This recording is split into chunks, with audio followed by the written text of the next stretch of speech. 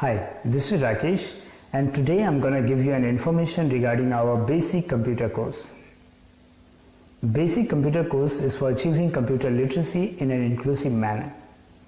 Learn basics of computer in a smarter way. With more emphasis on practical training, GIEITech offers this program for basic level computer appreciation.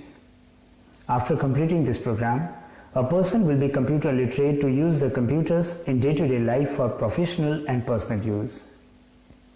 The objective of course as follows.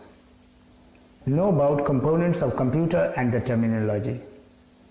Understand data, information and file management. Learn to create documents, spreadsheets and presentation through Microsoft Office. Learn about network, internet, content search, email and corresponding things. Use e-governance applications, online payments, etc. Learn new skills through computer. Build self-confidence to use computer fluently in necessary fields. Eligibility: anyone keen to learn basic computer and duration 3 months. Well, that's all from my side. Keep learning, keep growing. Thank you.